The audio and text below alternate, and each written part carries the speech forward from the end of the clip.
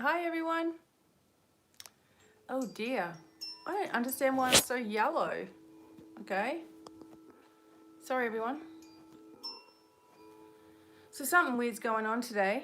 Okay. So I am protected, obviously. There we go. In golden light, and now you can see it. It's on my screen. Hi everyone. Hope this finds you happy and well. Let's just see if I can.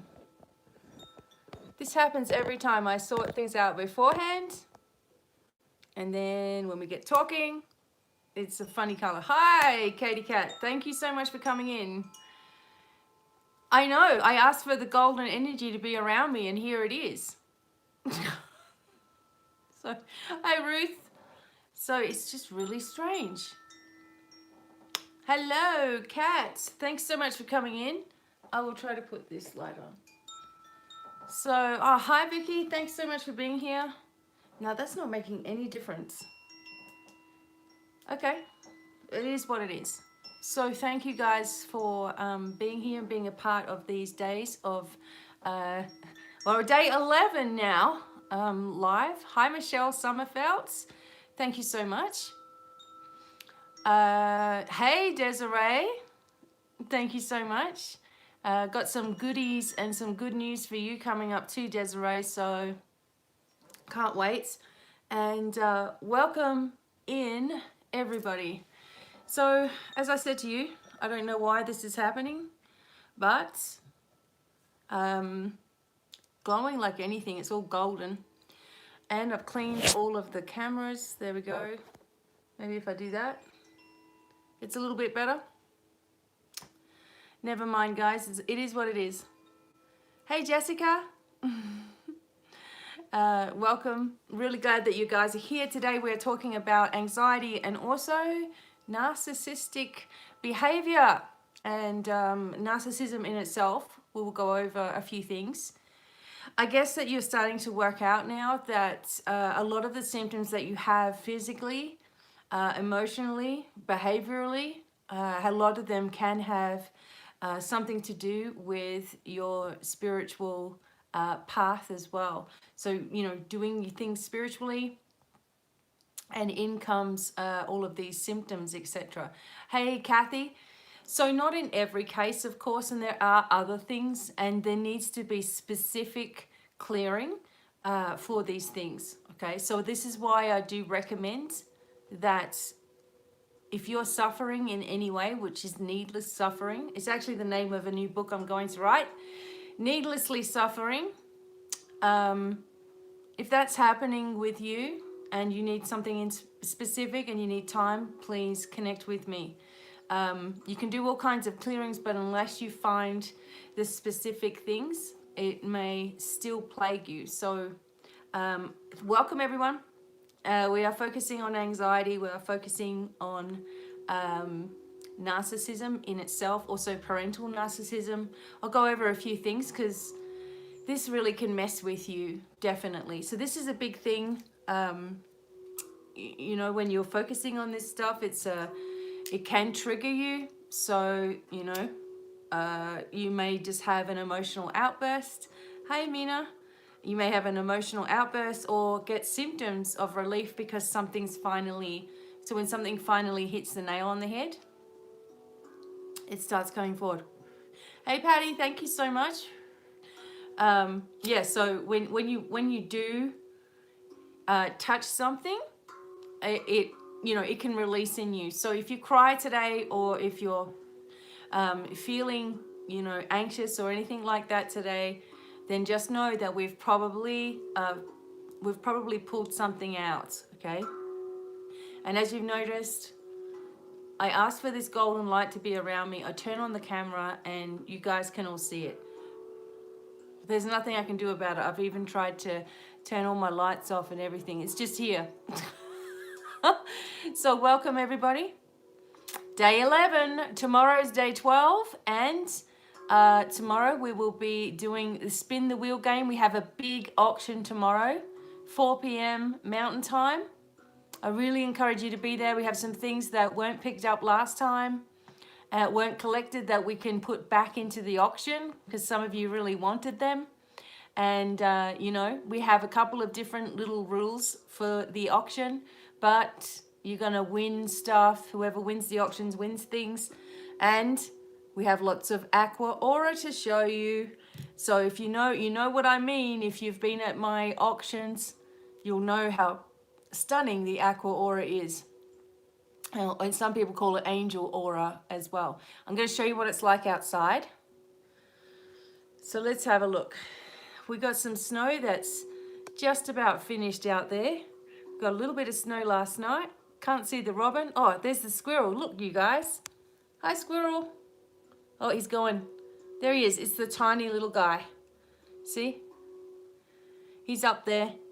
Yeah, he's really skinny. I've been putting some extra food up. I put them right up there. And the food falls down in between the bricks. So they can, the squirrels can go and get it. Just had to show you. It's a bit of a cooler day today. All right, still golden. Look, all white. This is green. Okay, just so you know, this is like a light green. You can kind of see it a little bit up here. Look how golden that is. Oh well. Okay, so we're going to get started soon. So welcome in, everybody. I really hope, as I said, that you guys have been enjoying these lessons, and they are going into a bit of a more specialized package as well. There's so much more about each thing that I'm talking about, and I know I'm pretty good at covering things at times, but there's a lot more in-depth stuff that may be connected just to you. So remember that as we're going along. Okay. So here we go, getting organized. All right, I've got plenty of selenite with me today because that is, we're going to need selenite to keep the vibration super high. Working with selenite will do that, and it's relatively an inexpensive option with crystals as well. All right, so my lips look really bright right now because of the gold. Okay, let me see if I can fix this one more time. I may have to put this in black and white or something. That doesn't really help, does it? Pop. Nope, it's not really going to help. Okay, just gonna have to keep it. All right, so welcome. Thank you so much for being here. When I get started, I won't have my chat on. Okay, so it's just easier for me to keep going with the flow afterwards. Oh, nice, Desiree. Oh, I can't do anything about it. There it is. There's the gold. So you're all meant to get gold today. So maybe that's abundance for everybody. Yay. Okay, cool. I'll just leave it. Oh, what was I going to say? Oh, so when I'm going through, I probably won't see your comments at all. So don't think I'm being rude. I'm just trying to get through stuff. Hey, Shana. So some of you asked about anxiety and different things with narcissism as well. And the narcissistic abuse, etc., can go on for quite a while, as in explanation. Thank you, Shana. I can't get this gold away from, I was just telling everybody, I asked to be surrounded in gold, and I turned my camera on, and there it is. It won't go away, so I'm just going to have to go with it. Yeah, so with the narcissistic stuff, there's many different aspects to it, many different types of narcissism. So I will most likely just cover the main things and also the parental narcissism, because that can set off your anxiety, PTSD, you know, all of your trauma energy can be from childhood narcissism from a parent. And you may not even realize that that's happened to you. The narcissistic sort of thing is gone pretty global, I guess, since Instagram is a really good place. Actually, if you go to Instagram and look at anxiety or look at narcissistic sort of posts, a lot of doctors and, you know, therapists are right there, and they post things on a daily basis to sort of help you. So when you're first out of that kind of relationship, you may not even realize that that's what you were in. And having that there, it sort of gives scenarios that you've just gone through, right? And so you're like, oh my God, this is, you know, other people are going through this kind of thing. So I do recommend looking at Instagram as well, just for the therapists that are there specifically for narcissism. But we'll go over anxiety and this today. And I welcome each and every one of you in. Hey, Marissa, you're not late. It's all good. I haven't started yet, so you can sit back and listen. Thanks so much for coming in. And I really hope that these things are things that you can then focus on and pinpoint in your own life to get well, okay? To bring yourself into brighter awareness and to move ahead away from all that past drama without blaming yourself. So the idea here is, hey Ben, the idea here is that we are learning to be very compassionate with ourselves, like who we are.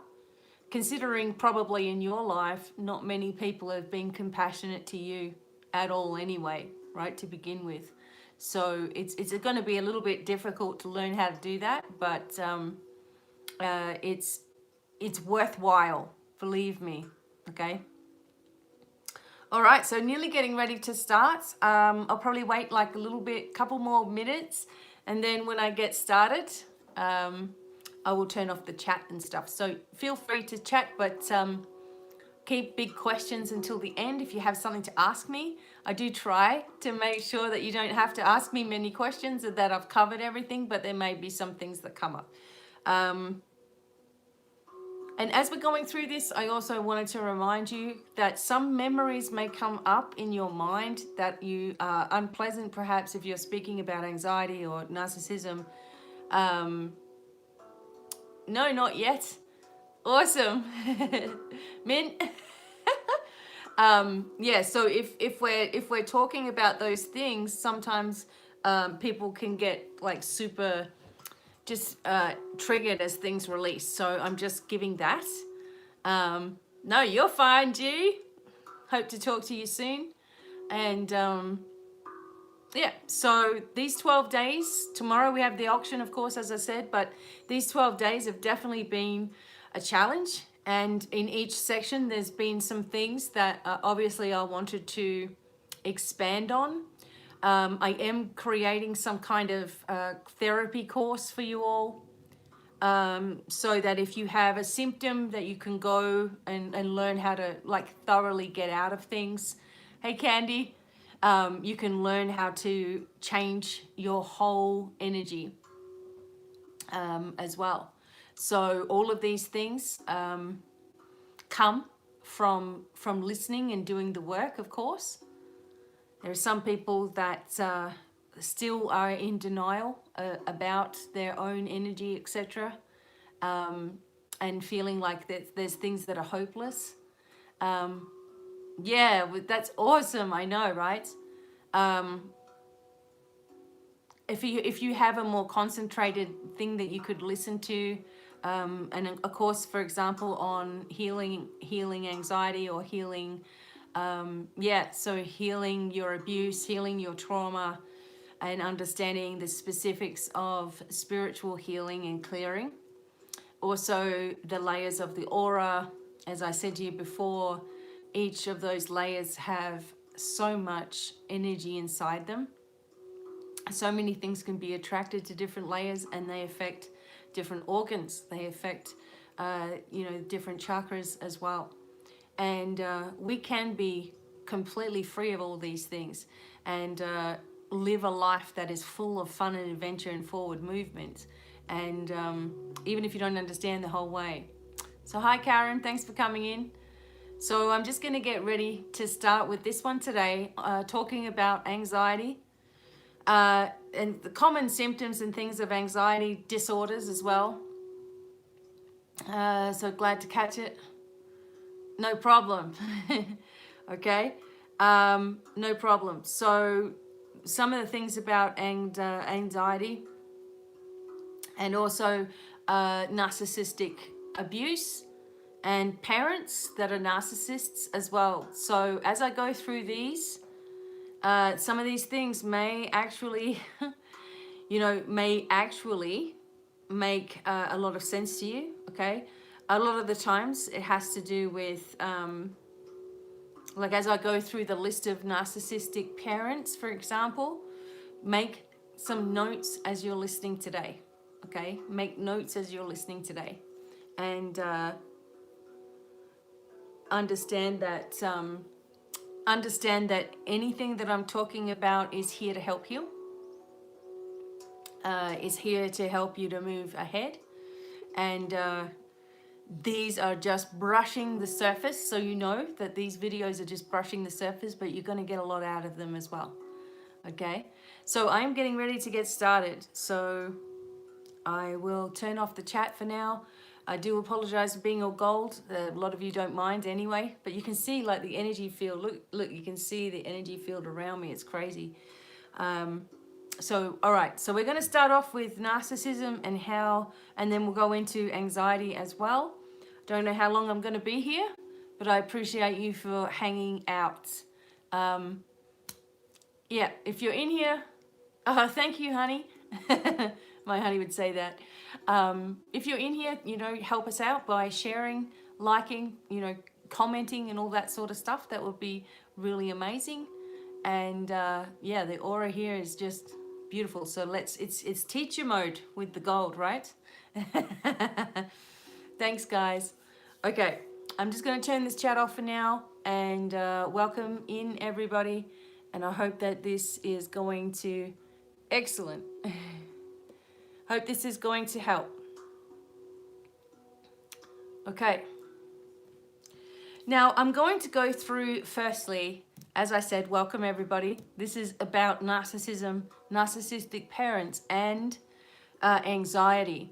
All right, so I'm going to go through this, talking about narcissistic parents first, because as you know by now, you as a child, you developed 4 or more different types of survival instincts for yourself, ways in which you dealt with things. Okay, these particular trauma responses have been with you for your entire life. So you might either be a fighter, stand up and fight and, punch people and really get angry about stuff. You may be right on the surface with your trauma response when you were a kid. You might run off and hide, and that's the flight response, of course, where you just run off and hide. You don't want to know about it. And, then you might be a freeze, okay? And that means that everything does freeze around you and you go off into your room, totally withdraw, totally disassociate from your life. And sometimes you can actually, if you're a freeze, if that's your trauma response, you become codependent. You don't notice when there is abuse going on in your life, right? So you become very dependent on those happy moments, and anything else, it's like you totally freeze that out, okay? The other one is being a fawn, and that is to try to make everybody happy. You may be a mixture of some of these things, okay? So for me, I'm a little bit of a fawn in my energy, like trying to please, please, please, especially when I was a kid. But then I get to a point and, I can be pushed for so long. And then I'll get to a point where I will get angry. And part of that is being Leo. So the Leo, rah, or things get to you or get underneath your skin. And sometimes the defense is to be very short or really, really expel, right? Say what you mean. Now, so we've known about these different trauma responses and what those trauma responses can cause physically, emotionally, spiritually in your life. We've looked at the different energy plays, which is extremely important if you go back and listen to that one. showing you all, and that's not even all of them, but most of the energy plays that can happen when negativity is built up, when there's a lowering of your energy because of tablets that you might take, drugs that you might do, partying that you might have in your younger days or whatever. Some people with alcoholism, okay, you are on a self-hate, kick all of the time. So you try to drown it out with alcohol.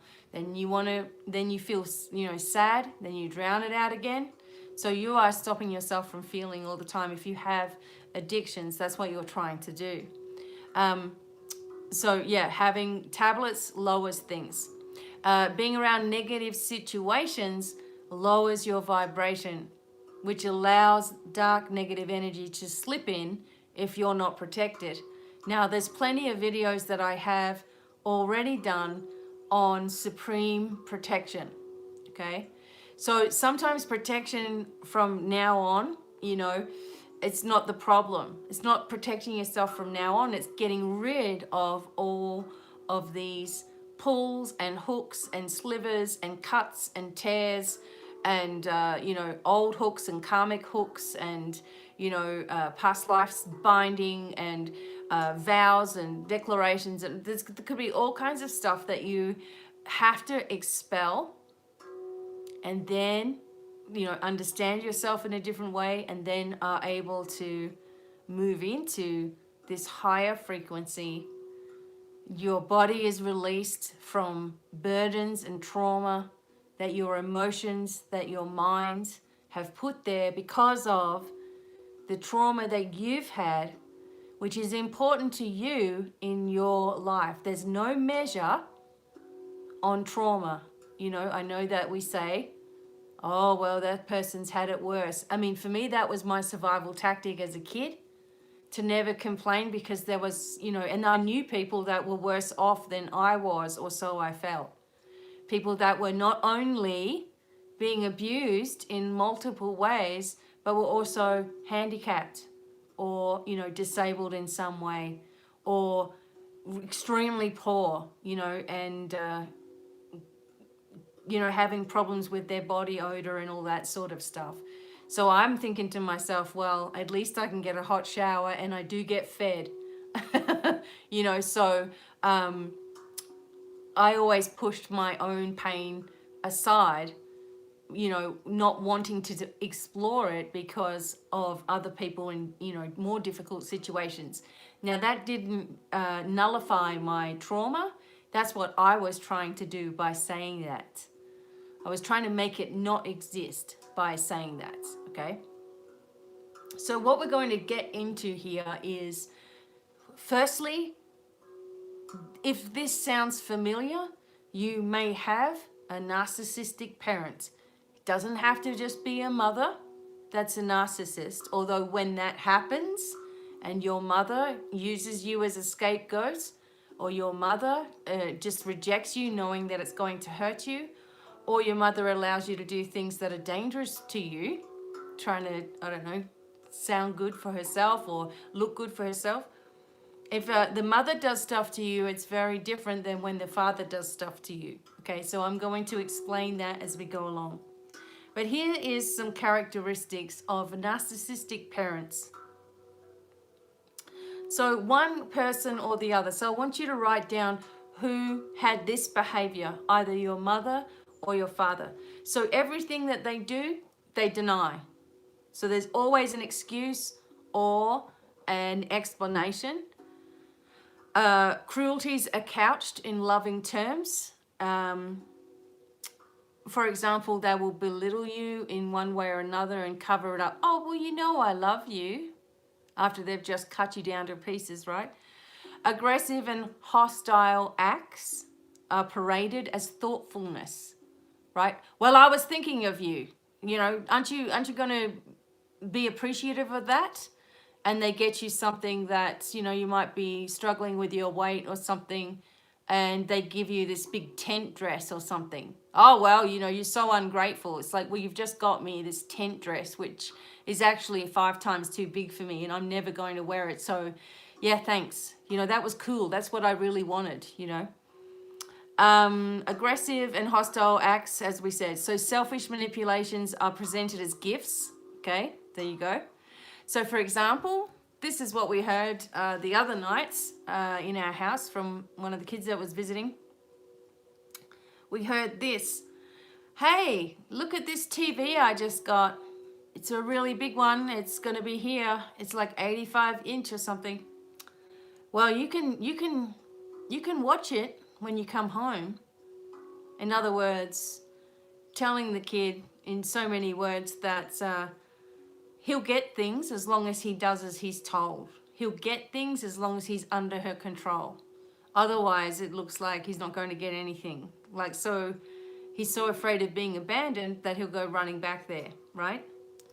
So, so the selfish, very selfish manipulation presented as a gift, okay?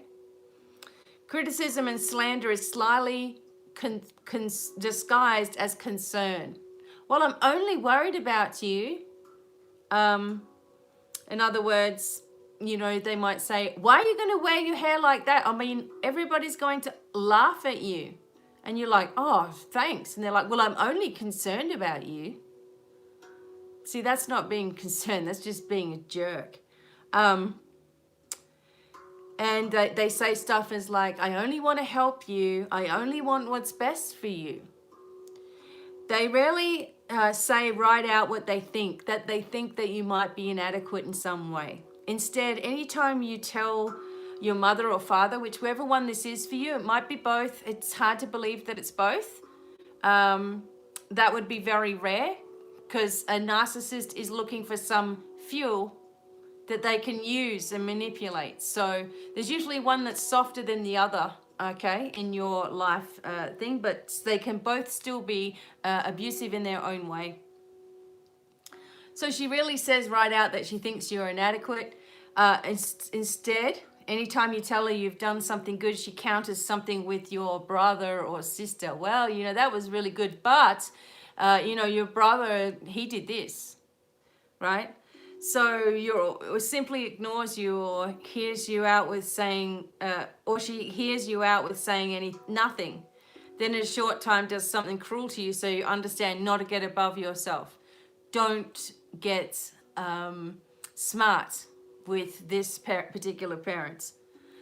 She will carefully separate your joy in your accomplishment. So you're really happy you've got your driver's license or something, or you got an A in a test, and maybe she'll use something that you did 5 years ago. Oh, well, you know, remember last time that this happened, and then you were really stupid and really naughty and really bad. So now, nah, you can't have the car, or no, you can't go with your friends, or no, just really cruel, something abruptly happening. And they're so good, usually these parents are so good at public stuff that, you know, they're really good with other children and talking to other parents, maybe even talking to the school. They're really good at covering their tracks, so that if someone challenges and says, you know, if someone rang the school and said, hey, how about this person, you know, we're concerned about the kid, they're like, no, that parent's wonderful, that parent's fine, right? Because she's already gotten in there and cleared everything with all people in authority. It's so manipulative the way the whole thing goes. And so we can't understand it because we're not like it. Like, I don't know how someone has so much time that they can think like 5 lies ahead of themselves. You know what I'm saying? But a narcissistic parent, or for that matter, a partner, okay, will do this. So many of the put downs that you may have had from your parents are simply comparing you with others. And then you end up doing that your whole life. So your parent may talk about how wonderful someone else is. You know, my mum used to do this to me all the time.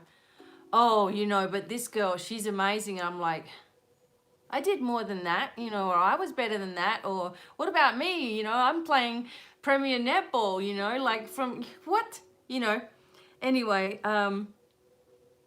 So they'll talk about how a wonderful job someone did on something just to grind your gears, you know, and how highly they think of that person just to get you upset, right? They want to get that reaction. They love it. So the contrast is left up to you. They let you know that you're no good without saying a word, and spoil your pleasure in something by simply congratulating you for it in an angry, envious voice that conveys how unhappy they are again. Complete deniability. So it's impossible to confront someone over their tone of voice, their demeanor, or the way that they look at you. But once your mother or father has you trained, they can promise terrible punishment without a word. It's just a look, right? As a result, you're always afraid, you're always in the wrong, and can never exactly put your finger on exactly what it is that you've done, just that you're walking on eggshells, okay? Trying to please this person, but it's a never-ending story. So because of the abusiveness, it's part of a lifelong campaign of control. And because he or she is careful to rationalize the abuse, it's extremely difficult to explain to other people what's so bad about her, right? Because they've got that backup plan. So a narcissist in a relationship will create what they call flying monkeys. And that means that they'll be talking about you to others long before they ever discard you or get rid of you or drive you crazy. They will be talking about you to others to try to gain this momentum. So you may not even, you will have no clue about that they've been talking to others full of crap about you. In fact, they'll say to others what they've done, right? And repeat it and repeat it and repeat it. And if you don't be on side with a narcissistic personality, you know that there's consequences. So a lot of these people, the flying monkeys, just go along, okay, I just want to shut this person up, so I'm just going to go along with what they say, until after there's a separation and they call on a favor from those flying monkeys and get them to smear you or make up crap about you or comment on all of your videos, and it's all bullshit, you know? So this whole thing the mother does, you can find this in relationships, and that's why I'm talking about it. So very careful about when parents will engage in abuses, very secretive, and that's, you know, common, okay, for abusers.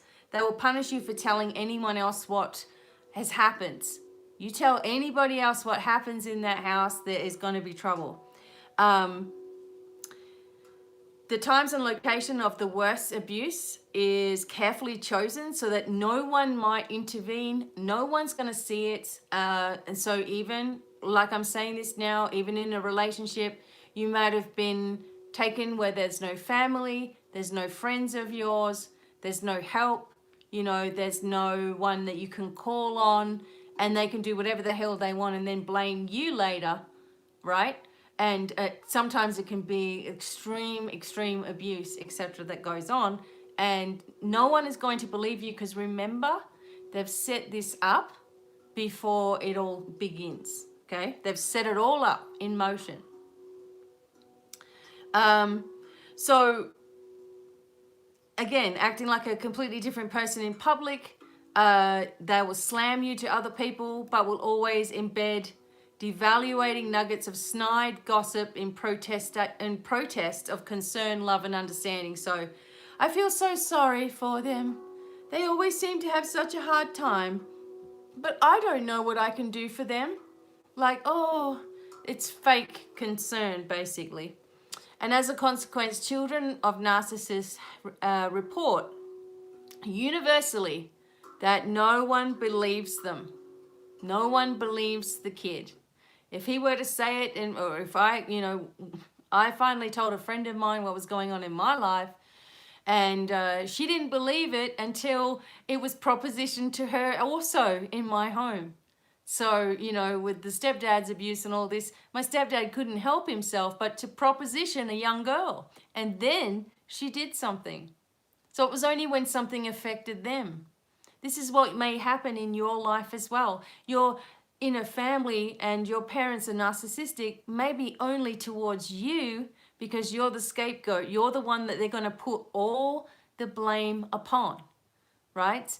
There needs to be one kid that gets all the blame and the other kids get told a different story. And then you have the golden child as well who can do no wrong at all, even though they're probably big jerks. Okay, just a second.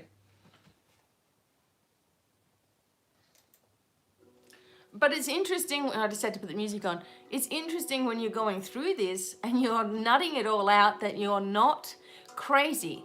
Whatever experience you had at your home, at the hands of this kind of narcissistic abuse, physical, sexual, whatever it was for you, believe me, if this has been the case where there's been abuse for you, then at least one of your parents are narcissistic. And these are some of the things that you need to be aware of. Okay. So, unfortunately, therapists, given the deniable actions of the narcissist, are eager to defend the parents and will often jump to their defense, reinforcing your sense of isolation and hopelessness, saying, I'm sure she didn't mean it like that. Oh, come on, have some compassion for your mother, your father, whatever. Don't you think you might be stretching things? Because they've listened to the parent who's already set this up, remember?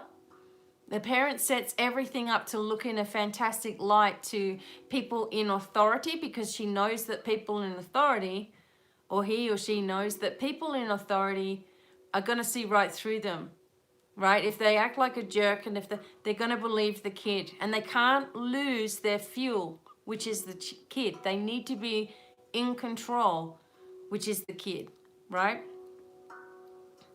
Now, the second thing about, and that's only the first thing, about narcissistic parents. The second thing might be that they violate your boundaries. You feel like an extension of this person. Your property is given away without your consent. Oh, well, la, la, la. Someone else needs it more than you, basically. Sometimes in front of you, right in front of you, giving away your things, right? Your food is eaten off your plate or given to others off your plate, for example. Your property may be repossessed and no reason given other than it was never yours. Okay? So there's scenarios where, if the mother's always gambling, for example, she may be always taking your phone and putting it in the shop, and saying, oh, well, we have to put the lights on. We have to get electricity. You have to give up your phone so I can get some money for the power bill or whatever. And really she's pawned it so she can go and do something for herself, right? And the poor kid doesn't know. All they know is like, oh, well, I don't want to upset her, because they've learned not to do that. So violating the boundaries, okay? Your time is committed, don't even consult you. Oh, well, I've just signed you up for this voluntary thing, or you're going to go do this. Or I've already told them that you're coming to clean the house, so sorry. So your time is committed without consulting you, and opinions that are purported to be yours are expressed for you. She loves going to the fair. He would never want anything like that. She wouldn't like this, all this sort of stuff.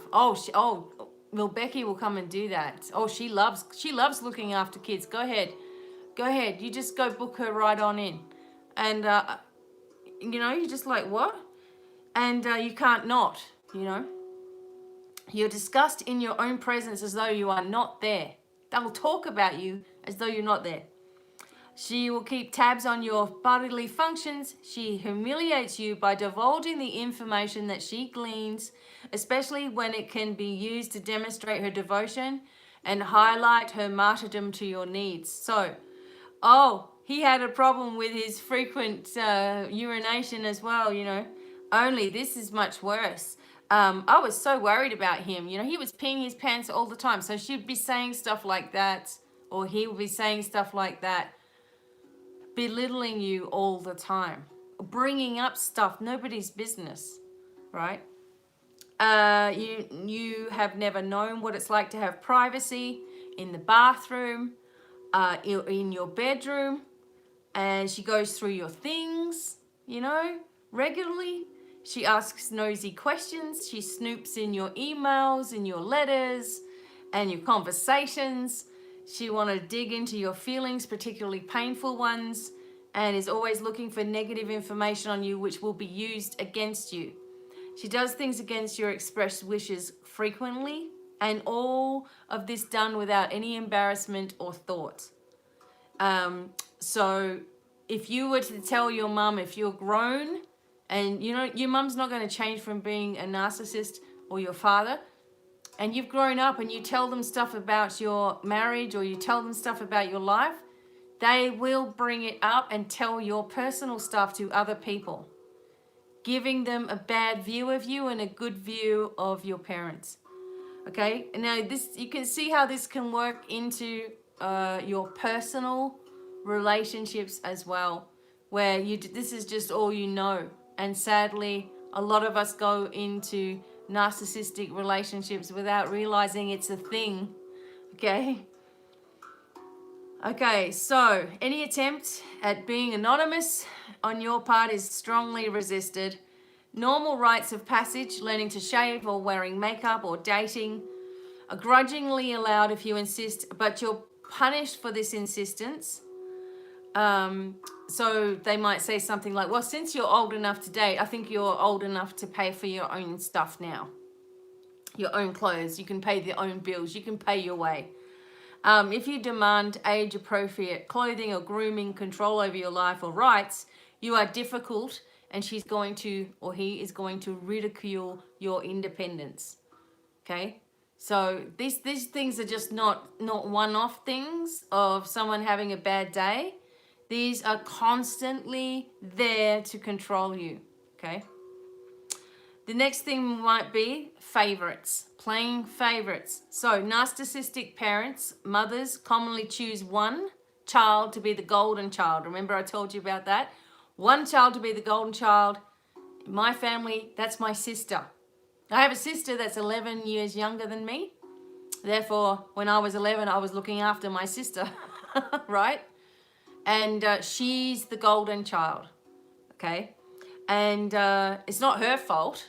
In fact, she wouldn't even believe you if you told her that. But there's her as the golden child, me as the scapegoat. So the narcissist identifies with the golden child and gives privileges to the golden child.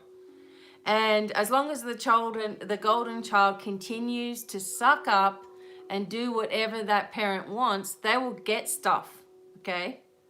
This golden child is going to get things, so they know the game, and my sister does it really well. She got everything her whole life. Dance classes, drama classes, acting and singing classes and instrument classes and jazz and tap and anything and everything. Why? She played the game really well. Even when she was little. It was actually funny, but anyway. So the golden child has to be cared for by everyone in the family. So me and my brothers is all caring for her all the time. Catering to her, allowing bad behavior from her, you can't have her squealing on you for anything. The scapegoat, okay, which is probably you in your family, is always to blame. Doesn't matter what the hell happens, you're to blame. And this creates divisions between the kids, of course. One of whom has a large investment in the mother being wise and wonderful, and the others who just tolerates, right? So the division will be fostered by the narcissist with lies and with blatantly unfair and favoritizing behavior. It may not even be like if you're the only kid, or maybe you're a kid whose brothers and sisters or whatever were older than you, and so you were growing up, say, with the parents. There may be another kid that came along, a grandkid or something. They may be the golden child who can do no wrong. And it grinds your gears because, you may be very successful and talented and kind and loving, And here's this little upstart jerk, you know, kid that constantly is compared to you all the time. And you're like, you can't win. Okay, so some of that, it can be true as well. So, so the golden child may also directly take on the narcissistic parent's task by physically abusing the scapegoat as well, so that the parent doesn't even have to do that. So if it's a big brother that's the golden child or something, you may have been like punched out when no one's looking. If it's some like your grandkid that's the golden child, then they're going to try to get you in trouble at every chance they get, or they're going to turn on you, or they're going to think that they know more than you at any chance that they get and get away with it, right? The fourth thing is that they undermine. Your accomplishments are acknowledged only to the extent that they can take credit for them, okay? You're an amazing drummer, and no one can, if that's your thing, right? That's your thing, that's your instrument. No one can take credit for that other than you playing that instrument. So a parent won't like that. That is a narcissist. Is not going to like you doing something and accomplishing something on your own. And as you grow up, you're going to be rejected if you actually have a positive life on your own. If you've moved away from it all, you're going to be the scapegoat no matter what. So if she can't take credit or he can't take credit for you, they're going to just dismiss it as not important, right? As something wrong with you, and that's why that happened, even though it's an amazing accomplishment for you.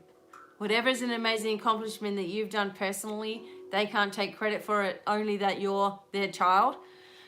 I'm telling you now, they will just run it into the ground to anyone that can listen. So any success or accomplishment is ignored or diminished. Okay, oh, well, it's not that good. Oh, you know, he has all those albums. It's not that good though. That's what the narcissistic parent will do. Anytime you're able to be center stage, there's no opportunity for their center of attention. They will prevent the occasion altogether. Not come, not join you, nothing. Doesn't come, she leaves early or acts like it's no big deal. She may have come at one point to be in the spotlight, to show off, oh, look how wonderful my child is. But when no one was giving them any attention, they no longer go. So she may steal the spotlight or try to, or slip in little wounding comments about how much better someone else did, or how what you did wasn't as much as what you could have done or what you think it is. So she undermines you by picking fights with you, or being especially unpleasant right before you've got to do something. So putting out if she has to do anything to support your opportunities, or will outright refuse to do even small things in support of you. So you'll say, oh, I'm in a band. Oh yeah, that again? You're going to do that again? That's what you will hear. Oh, I'm going to move. Oh yeah, sure you are. Sure you're going to move. Okay? Because it doesn't have anything to do with them. And lo and behold, you are not allowed to actually succeed anywhere. Okay? Because that will make them look bad, right? Unless they're directly, as it says, directly responsible for it, okay? So no matter what your success, you have to be put down a peg or two. She may even use those words. So she or he may demean, criticize, and denigrate, letting you know in all sorts of little ways that she thinks less of you than she does of your other siblings or people in general. Oh, well, she does this, and but you're not. You don't do that. If you complain about mistreatment by someone else, then they will take that person's side, even if they don't know them at all. So you're in a relationship that's abusive. You try to tell your mother about it, and she'll say, "Oh, it's not that bad. Well, you know, they've just been going through a lot of things, you know, so." You know, maybe you've been grumpy. Maybe it's your fault. Oh, you were horrible. Right? So she wants to let you know that you're never right. Delivering generalized barbs that are the most impossible to rebuke, always in a loving, caring tone. Oh, you were so difficult. You can be very difficult to love. You never seem to be able to finish anything. You are very hard to live with. You're always causing trouble. No one else is going to put up with the things that you do. You see? I'm sorry if I'm triggering some of you guys. She would deliver slams in a sidelong way. For example, she'll complain about how no one loves her, likes her, or no one's friends with her. Poor her. No one does anything for her or cares about her. Or she'll complain that everyone is so selfish when you're the only person in the room. You're probably the only person that ever did anything for her, but it's not noticed because you're not the right kid. As always, this combines criticism with deniability. So the parent, I'm saying she a lot because it's just how it's coming out. But parents will slip little comments into conversations that she really enjoyed. Something she did with someone else, something she did with you as well, but didn't like as much. She'll let you know that her relationship with some other person you both know is wonderful in a way that your relation with her wasn't, right? And then carefully unspoken message being that you don't matter that much to her. So she will minimize, discount, or ignore your opinions and experiences. And your insights are met with condescension, denials, accusation, and brush off your information, even on subjects on which you are the expert. So whatever you say is met with smirks or amused sounding or exaggerated exclamations. Aha, you don't say, really? She'll then make it clear that she didn't listen to a word that you said. Okay, so she didn't hear how wonderful she was or how amazing she was. She didn't hear any of that, so she's not listening to anything you have to say. Right? And sometimes you may have something extremely important to tell your parents, the narcissistic one, and you may be really happy and pleased with yourself at the progress that you've made. Never expect her to feel the same way, because there's just not in their capacity to give somebody else credits where credit is due. It's always going to be someone else. There's always going to be someone else's fault as well. So also the next thing is making you look crazy, okay? This is a good one. Narcissists love to do this. If you try to confront her about something that she's done or your parents have done, they're going to tell you that you have a very vivid imagination. Isn't that crazy? So very vivid imagination, which is why, to be honest with you all, I never said too much. I said a little bit about my past, etc., but never said too much because they always call you a liar. You're the scapegoat, you're the liar, okay? So that you don't know what you're talking about, or that she has no idea what you're talking about, like she doesn't remember any of it, right? She will claim not to remember even very memorable events, flatly denying that they ever happened, or nor will she ever acknowledge any possibility that she might have forgotten. So this is an extremely aggressive and exceptionally infuriating tactic called, obviously we know, gaslighting. Common of abusers of all kinds. They're going to make you to be the liar. You are the scapegoat, remember. If you were in a narcissistic relationship, you were the scapegoat right at the start without even knowing it, because you don't think that way, right? So your perceptions of reality are continually undermined, so that you end up without any confidence in your intuition, your memory, or your powers of reasoning.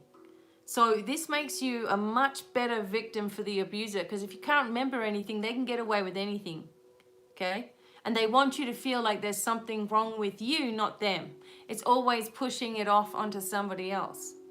So they gaslight routinely. The narcissist will either insinuate or will tell you outright that you're unstable, Otherwise, you wouldn't believe such ridiculous things or be so uncooperative. You're oversensitive. You're imagining things. You're hysterical. You're completely unreasonable. You're overreacting like you always do. She'll talk to you when you've calmed down and you aren't so irrational. She may even characterize you as being psychotic or neurotic. And she's caused the whole thing. So once she's constructed these fantasies, all right, with your emotions, she'll tell others about them as well. Remember, there's always going to be someone on side that will do dirty work for the narcissist. There's always going to be someone there, all right, that loves drama and will spread a smear campaign. So she'll tell others about them. So in other words, if you've ever sat at the table with your parents and they talk about everybody, guaranteed you're a topic of conversation whether you're there or not at any time. And it's all been one-sided. You haven't even had a chance to defend yourself.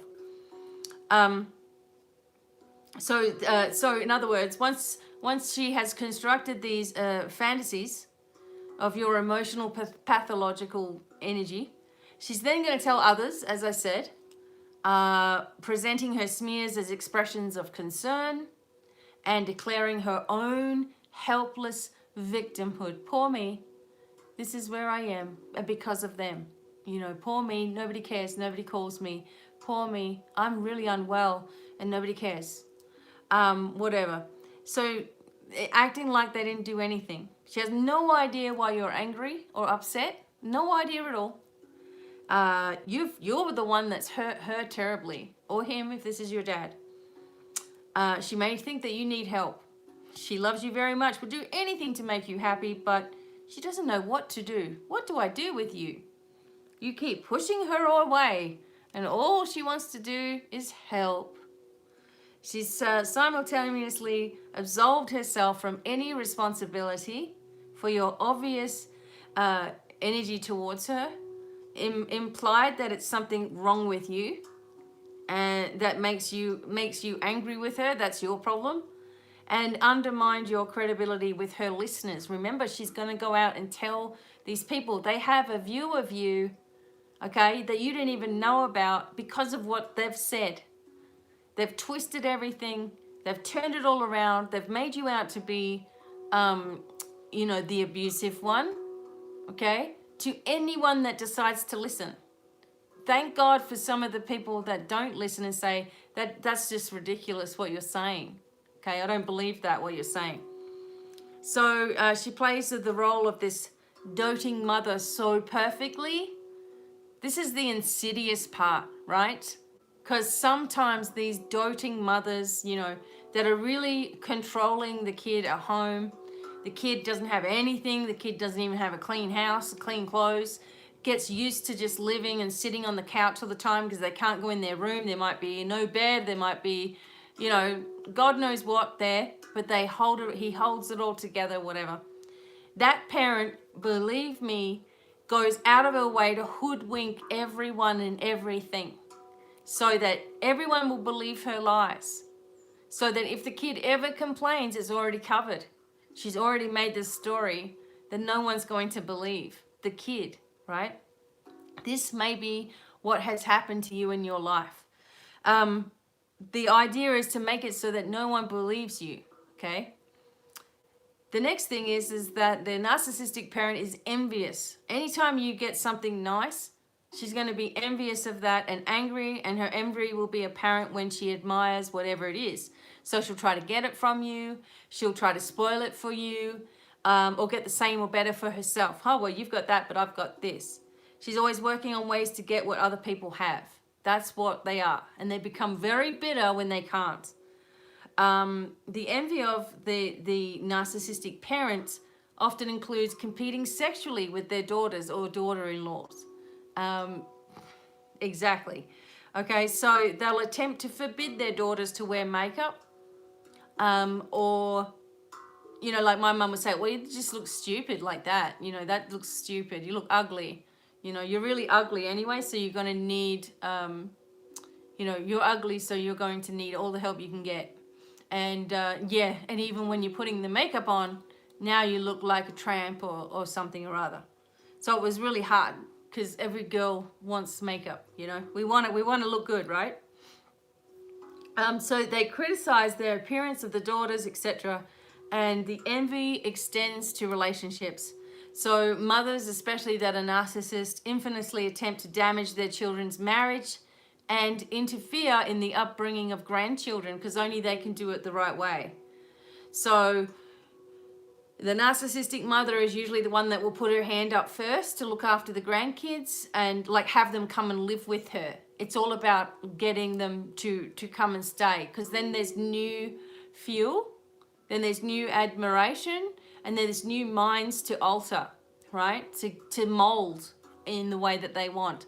Many people may not think that this is a person could actually be this way, but a narcissistic person generally believes that they're entitled to all of these things. Like they have a warped sense of reality, that everybody owes them a favor for some reason. The world owes them a favor. You know, the kids owe them everything. You know, it's just a warped sense of entitlement. And you may have this have had this or grown up with this, and this has caused you deep anxiety because you're walking on eggshells and you learned how to do that. Okay, so envious, okay? Then she's a liar in too many ways to count. Okay, so let's get into this. So anytime she talks about something that has emotional significance for her, it's a fair bet that she's lying, right? So lying is one way that she creates conflict in the relationships and the lives of those around her. She'll lie to them about what other people have said, about what they've done, or how they feel. She'll lie about her relationship with them, about your behavior or your situation in order to inflate herself and undermine your credibility. So the narc is very careful about how they lie. To outsiders, they are going to lie thoughtfully and deliberately, always in a way that can be covered up if they're confronted. I mean, can you imagine going about your life with 1,000 lies that you've got to remember? So you've got that, and if they ask you that, then I'm going to say this. And they can train their kids that way. When you go to dad's, you must say this, this, this, this. And if he asks you about that, say this, this, this, this, and this. And then if he asks you about that, make sure that you don't say that you say this instead. And the kid's like, oh, it happens a lot with, in relationships that break up. Sadly, the narcissist seems to win because they've got every lie, 20 lies ahead of you. It's just like 20 steps ahead all the time. So they're very careful about how they do it. To outsiders, they lie thoughtfully and deliberately and always covering things up. So then she may turn what you said rather than make something up wholesale. So she puts dishonest interpretations on things you actually did. If she's recently done something particularly terrible, she may engage in preventative lying. Just in case someone catches me, I've got to have this as well. So lying in advance to discount what you might say before you even say it. She's totally ready, right? He or she. Then when you talk about what they did, you'll be cut off with, oh, I already know all about that and what happens. I already know about what's going on. And you're like, really? So people have been talking about me behind my back. I wonder who that might be. Okay, and what do you know? Because I can just imagine what that is. All right, so because she's so careful about her deniability, it may be very hard to catch her in these lies. And more gullible, her friends or whatever may not really realize how dishonest that they are. So to you, she'll lie straight out to your face. It doesn't matter. She'll claim to be unable to say bad things that she's done, even if she's done one of them recently, and even if it was something very memorable. Of course, if you try to remind her what that was, or what that was, by recounting the circumstances, again, you have a vivid imagination. That was ages ago, long ago. Why do you have to dredge up the old grudges? Your conversations with her are full of casual brush-offs and lies. She doesn't respect you enough to bother making it even sound good. For example, she'll start off with a self-serving lie, like, if I don't take you as a dependent on my taxes, I'm going to lose, $3,000.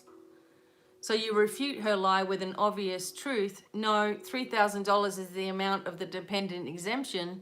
You'll only lose about $800. Her response, isn't that what I said? So you are now in a game with only one rule, and that is that unfortunately you can't win, okay? So on the rare occasions that she's forced to acknowledge some of her bad behavior, her or he, I'm just saying her because it's easier, it rolls off, she will couch the admission deniably. So she'll guess that maybe she might have done something wrong. The wrongdoing is always heavily spun and trimmed to make it sound better. The words I guess, maybe, and might have are in of themselves lies because she knows exactly what she did.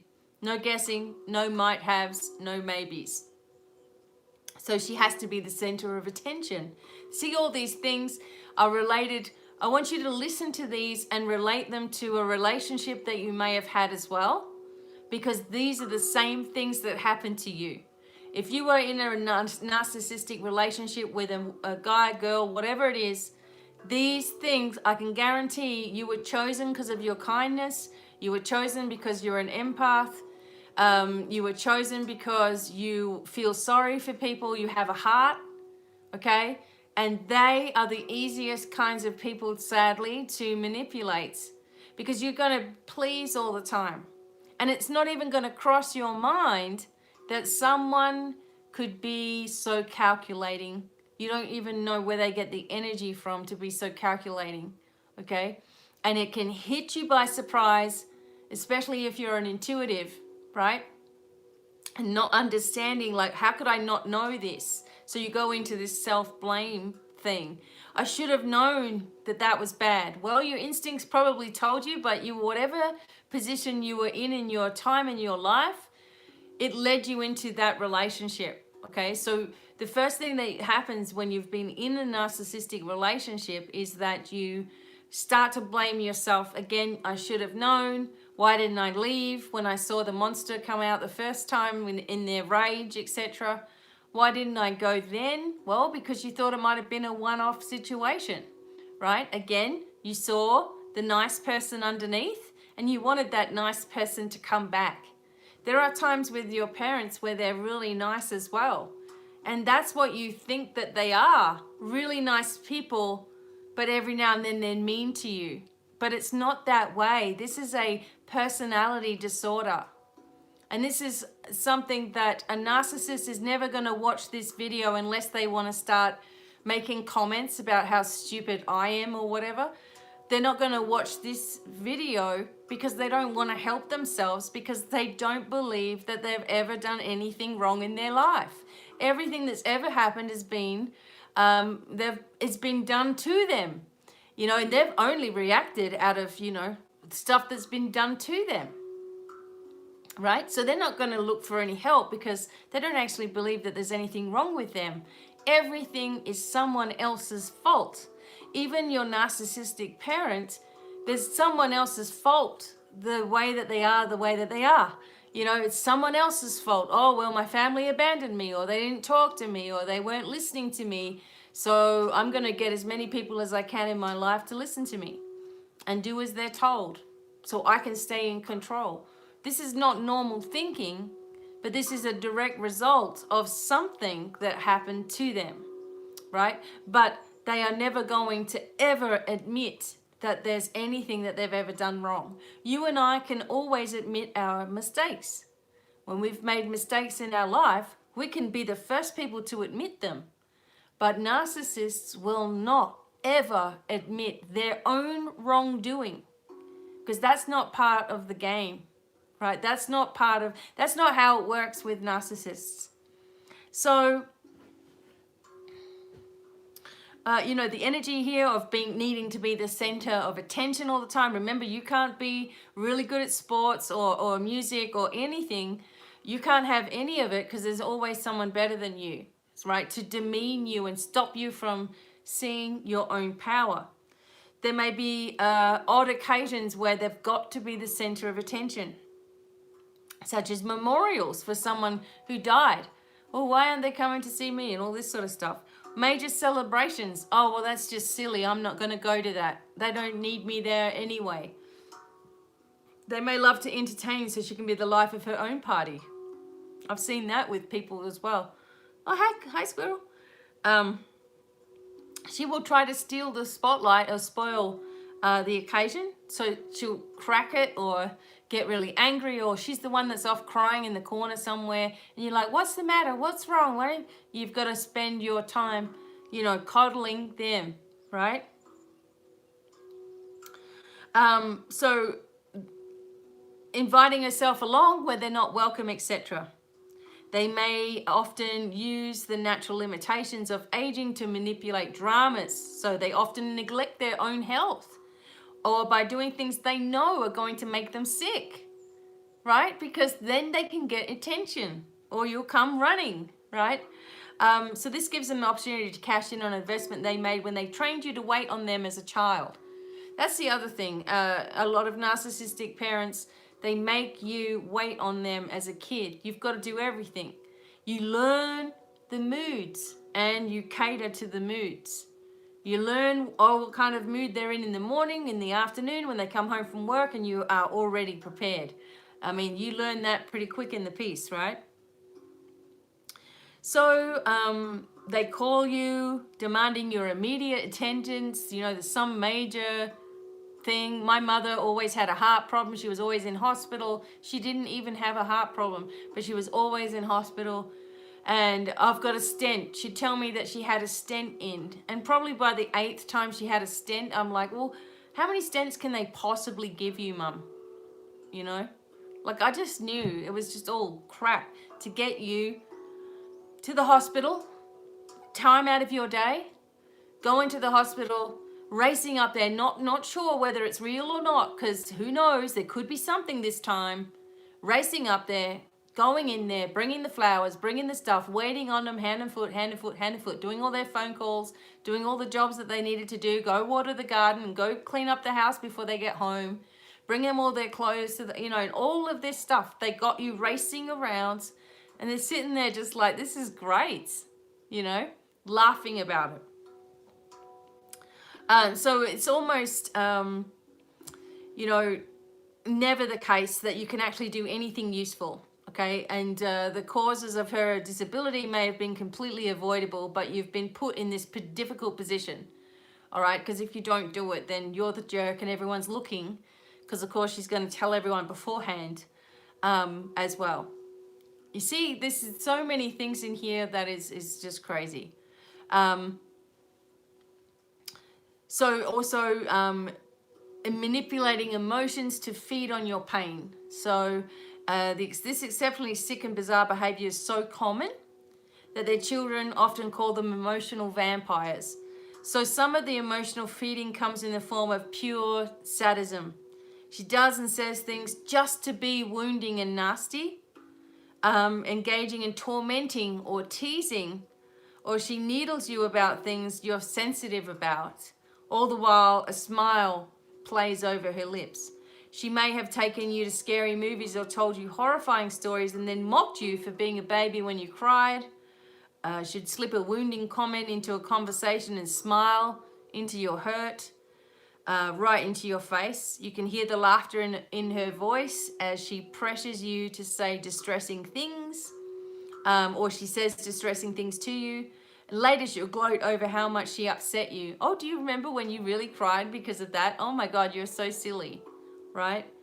And gaily telling other people that you're so much fun to tease. Oh, watch this, you know, we're going to get a rise out of him. And they recruit others to share in her music. Remember, they're recruiting others that very carefully. They're not going to recruit anyone that's going to see through all of this. Only other narcissistic people or idiots. Okay, So and she enjoys her cruelties, makes no effort to disguise that either. She wants you to know that your pain actually entertains her, as sad as that is. And she brings up things that are painful for you and watches you carefully, really feeding emotionally off of your pain, which is very sad. Again, attention-seeking behavior, demanding an audience also.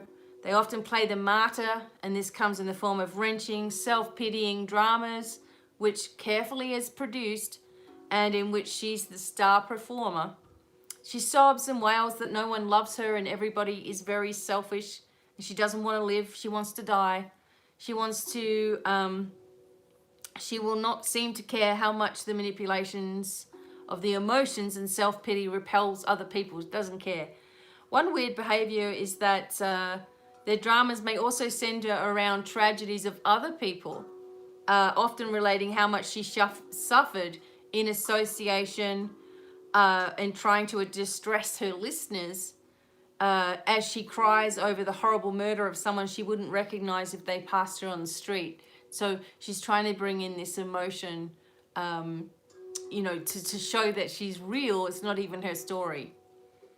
Okay, so she's self-absorbed, she's selfish, she's willful, she has to have the best of everything. This happens in some people's lives. They have to have the best of everything. You may notice this in your narcissistic partner, if you've had one. They've got to have the best, they've got to look the best, they have the worst stories, they've had the worst upbringing. Anybody that says anything different is full of it. Anyone that's on your side is hated as well. So, you know, when the campaigns are going on, the smear campaigns and stuff, if anyone is on your side, whether you're with narcissistic parents or just that you have a group of friends that are supportive of you after a relationship, they're hated and vilified as well because they haven't played the game and they're not listening to what they're saying because they know the truth about you. So they're sticking with you, right?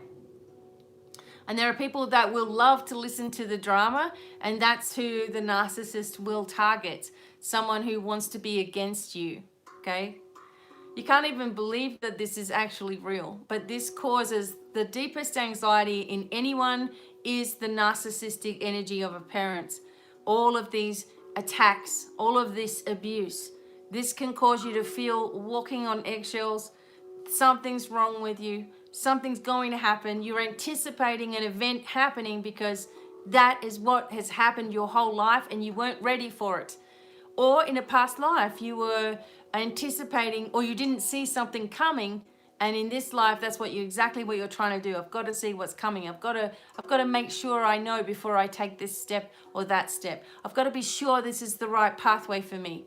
I've got to be sure that this is my life purpose. I've got to be sure this is the right partner for me. I've got to be sure. Why?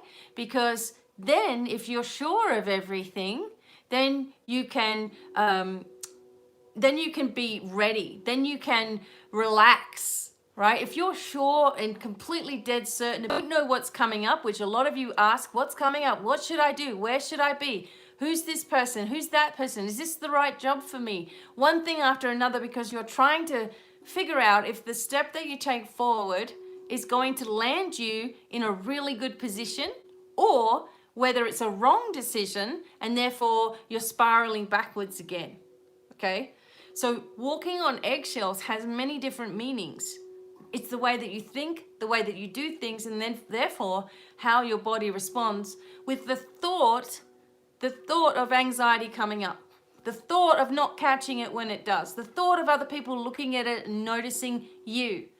Anxiety is not anxiety. It is the thought of anxiety happening, which means you can't breathe, you feel nervous, you feel tension, you feel the sweats, you feel like paranoid, like everybody's staring at you because you've had to have these survival tactics throughout your life where everything was scrutinized to the T. A lot of you didn't realize that this was the family that you might have been in until later in life. You just thought you were in a crappy position, but you didn't realize how insidious things had been. You didn't realize that when you had some part in your life that you really needed someone to be there for you, right? Not only were they not there for you, but they kind of cut you off because you needed help, like big time. And it was obvious for the world to see that you needed help, i.e. you might have tried to commit suicide. You're in hospital. Is this when your parents stopped connecting with you, or your narcissistic parent switched off, or family members really turned their back on you? Because you needed help, and not only that, but it was on the surface just how bad that was, which means that they felt guilty about their behavior, and they can't have that. Can't be guilty about anything, remember? They're always right and you're always wrong. So they didn't notice that you were in that dire straits, that you really needed assistance, and you're going to take yourself out of this world to remove the world of a burden that you have. And all they can think of was themselves and how this looks to them. And at the same time, getting other people perhaps to really yell at you while you're in hospital or while you're recovering. You need to go give it to that person because they made me so upset. How could they do that to me? Not noticing that their own child was in such distress that they're going to try to take themselves out. And they're still worried about how it looks to them. They're still worried about how the world sees them. Okay? If that has ever happened to you, now you know that it had nothing to do with you personally, but everything to do with how narcissism works. Okay? And your anxiety. So, the other thing there's so many things about the narcissistic parent that creates the narcissistic reaction in your body of toxic pain and anxiety. So, some people are abused by narcissists. They're abusers. Their fear is a powerful means of control for their victim. And maybe your narcissistic parent used it ruthlessly to train you. So, for example, when I was, 5 and I was first ever abused by my stepdad, my mum stood in the doorway and watched because, she watched when I got in trouble for telling my friends. So I told someone about it and he beat the living crap out of me, and she stood there and watched like it was, great, a good thing. Great, this will straighten her out. She's never going to tell anybody again. Let's give it to her. So, abusers will love to teach you that wrath and have you in that fearful mode all the time. Not every narcissistic parent will abuse you or allow abuse to happen to you from others, because sometimes that's too close to the connection, right? So they don't really want to let outsiders in. But the only alternative is constant placation. So if you give your narcissistic parent everything that they want, you're going to be spared of this fearful wrath. If you do as you're told, if you're being good, then you don't bring any attention to them, you're good. You're all good. So your narcissistic mother can turn it on with a silence or a look that tells you she's thinking about how she's going to get even, he or she. So not all narcissists abuse physically, as we just said, but most do, often really subtly though, and allows them to vent their rage at your failure, to be the solution to their internal havoc, and simultaneously teach you how to be afraid. And this happens a lot in abuse cases. Kids are too afraid to tell anybody because, if nobody helps you, and in most cases, it's really hard to get someone to help you. If nobody helps you after you've actually said something, then what's going to happen? You are going to be in serious trouble, right? You are in serious trouble. You have to go back to that home, to that household, to that environment. And that carries on in a relationship with a narcissist where you can't tell anybody about what's really going on. Number one, they'd tell you to leave straight away if you did tell your friends. And number two, you're trying to figure it all out yourself. Number three, if he found out or she found out what you've been saying, you're in deep trouble. So anyway, A lot of people live like this their whole lives, okay? Causes a nervous anxiety. So the punishment can come in other ways. So things that were left hungry, you know, you might have been left hungry. That's because you ate too much. You eat too much. So you went to school with stomach flu because you really don't have a fever. So it doesn't matter if you're feeling really ill. You don't have a fever, so you're fine. Or you're just trying to get out of school or whatever it is that you're doing. Or you have growing pains when you have a broken leg. So you have a lot of nerve getting sick and adding to her problems. You've got to be well all the time, okay? Sometimes the abuse by losing others, by sending others on to you, or by failing to protect you when a normal mother would have. So standing there and watching your daughter get, you know, really, really belted badly at age 5, that was okay by her all of a sudden. That's okay because that'll teach her, right? There's sometimes the golden child will be encouraged to also abuse the scapegoat. So all of my brothers and sisters and stuff all decided that they were all encouraged to turn against me and just put the blame there, because it's easier to blame the person that's not at home than the person that they live with. So she's gone, so it's her fault. She's gone, so it must have been her problem. She's gone, so she was the problem. And that may be happening to you. The narcissistic parents are childish. They refuse to let you, if you refuse to let her manipulate you into doing something, she'll cry that you don't love her. Because if you loved her, you'd do exactly what she wanted you to do. If you hurt her feelings, she'll aggressively whine to you that you'll be sorry when she's dead, that you didn't treat her better. Just like constant manipulation. Baby complaints, responses may sound laughable, but it's dead serious to them. When you were a child, if you asked her to stop some bad behavior, she'd justify it by pointing out something that you did that she feels is comparable. Although, you know, the childish behavior of a child is justification. You know, it's like, oh, well, you did this when you were small, so I can do it now as an adult. So it's getting even all the time, all the time, all the time. She's aggressive and shameless, doesn't ask, demands things of you. You should know what she needs. You should know what they need to do. Making outrageous requests and taking anything she wants that she can get away with. And, you know, she parentifies as well. So she puts her responsibilities upon you as soon as she can. You are responsible for her emotions. You are responsible for her or he.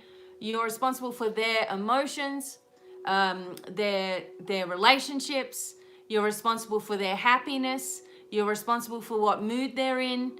You're responsible for taking care of them. And if you don't, then someone else's kid was way better at doing that than you were. You're responsible for every little part. And if you don't do it, then you're the problem all the time.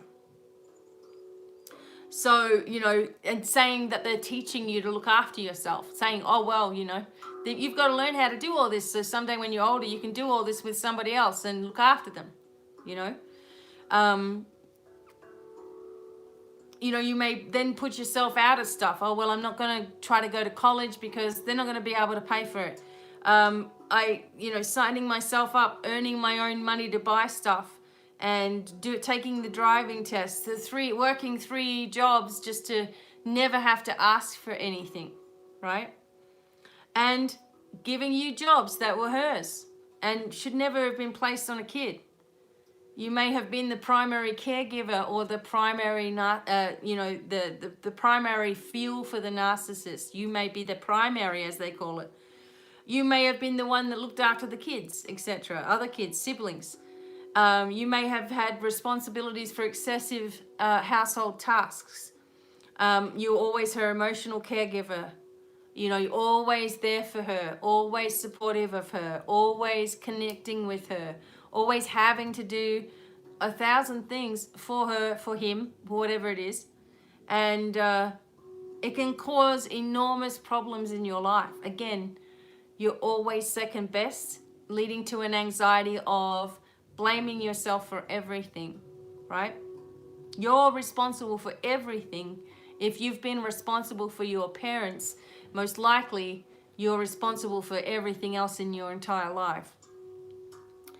You're often punished just out of nowhere for some kind of offense that you did that you didn't even know happened. This also happens in relationships where the narc will all of a sudden erupt that you've done something and you're like, how could this, what, you know, what are you talking about? Like, you know, it's just out of nowhere, just so. The reason they do that is so they can go off and do what they wanted to do, i.e. meet another girl or go somewhere else or go out drinking or something for the night. So they cause a big problem, a big ruckus, leaving you shell-shocked and unsure of yourself so they can go off and do what they want to do. It's like your parents are the same if they are narcissistic like this. So being punished out of the blue. So often as they get older, they may place responsibility for their well-being, for their welfare, and their emotions on you, crying on your shoulder and loading on you anytime they want to. But you're not allowed to do the same. You have to look after your parents because that's what you've been told your whole life. But they don't do the same for you. So I'm not talking about loving parents that are doing wonderful things and both back and forth. I used to look at families like that and go, wow, that's what I want. Luckily, I'm able to do it with my own kids. We have a great relationship. And, you know, Bobby and I have 6 kids between us, right? So we have a great relationship with all the kids. Unfortunately, you know, you can see the kids and you can see they're obviously different, you know, different, his 3 have got different mothers and, you know, obviously mine have got a different dad. So, you know, it's a little bit different, but you can see in each of them who they believe to be the emotionally strong person and who they believe to be the emotionally weak person. And you can see it, right, in them, right? And so they know that if you're the emotionally strong parent, that you're always going to be there, that you're just going to wait because you know what they're going through, that you're going to wait until they're ready and then they'll be able to come forward and share and, you know, you'll be able to help them and you guys can move on. And if they're with an emotionally weak parent or a narcissistic parent, they will feel that they're responsible for that parent's happiness constantly, even if it means hurting you by saying, no, I can't come and see you, because they've been conned by for some reason by the narcissistic parent, who may say something like along the lines of, well, you know, you could come with us to camping and swimming and fishing if you weren't going to dad's. Sorry. That's the sort of crap. Or if you're you know, going to mum's. Well, you know, you could go to the drum camp this weekend, but you're going to your mother's. So I'm sorry. We'll be going without you. And the kid's like, oh my God, what do I do? Right? And as I said, they know who's the emotionally strong person and they know who's weak. And sadly, most of the kids, you know, are not in unhealthy situations, let's say. In unhealthy situations, the child is going to stay with the parent who they feel is the most vulnerable or the most emotionally weak or the one that needs the most help. That's who the kid is mostly going to side with, not because they believe that that's right, but they feel sorry for the parent. The parent has already, you know, the parent has already set that up so that the kid is always responsible for their parents' well-being, the moods that they're in, how they look, everything. Everything has to be revolving around them. And sadly, that continues as they go into relationships with others. And they probably won't be able to have a relationship with someone who's strong and wonderful on every level, because that person is going to see the parents for who they are, right? So they're not going to want their kid to be with someone that they can't control as well. How sad is that, right? So it can go on and on and on. I'm just going to make sure we got some music. All right, so these are interesting points because your anxiety is going to be directly related to some part of your life, and there's narcissists and there's narcissistic behavior, a little bit different. Okay, so there's some insidious behavior there's not always a full-blown narcissist as well. But all these things that I'm pointing out, if this is ringing true for you in your home life, growing up, or in a relationship that you've been in or are in, you are with or have been in, in the company of a narcissist, and being the person that you are, the caring and thoughtful person that you are, you've taken it on board as something wrong with you. And i.e. a lowering of energy, a nervous anxiety, a obsessive compulsive disorder, post-traumatic stress disorder, different disabilities or things. Like I developed a stutter, for example. I had a stutter growing up, and I used to have an increase in heat in my body, and it caused my face to flush. And so I used to be feeling, it felt like I was embarrassed all the time, or that it seemed that way. What it actually was a rush of healing energy that I had to get used to sending out, But at the time it was like, oh my God, why is this happening? Why is my face turning red? I'm not even embarrassed about anything. I'm not even thinking about it. But there was a paranoia or an anxiety in case it was going to happen, which kept me thinking about it, which brought it on. Same thing with your anxiety. You're so worried in case it's going to happen that you keep thinking about it, and it brings it on. So one of the things that you can say to yourself is, I dare you to get anxious. Okay, because you're daring yourself to switch it on, and you can't make it switch on just by wanting it to.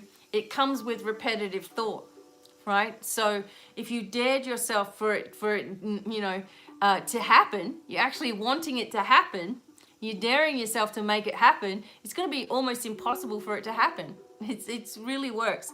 But we'll get to that in a minute.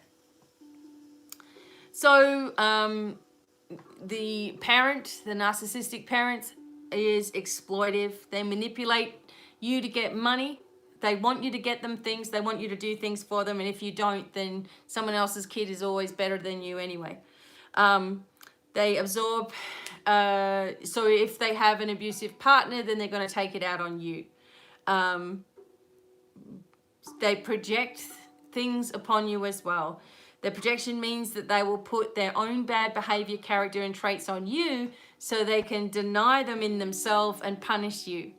So that's why you get in relationships when you are with a narcissist, that anything that they've done wrong, they're actually going to tell as many people as they can that it was actually your fault, right? They're going to tell them that it was actually you. And then you're trying to explain yourself, but it's, too late. If someone loves gossip, they're going to listen to it.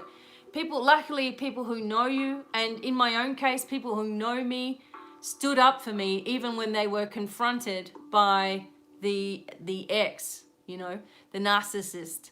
And we all know, who that might be, okay? I don't want to say it because it's going to... they just come in here every now and then anyway, as it is, and troll around, trying to get anyone that would want to hear something bad about me, which is actually their own stuff that they project out there. So this is a common theme, right? So if you've been in a narcissistic relationship, they are going to smear you, believe me.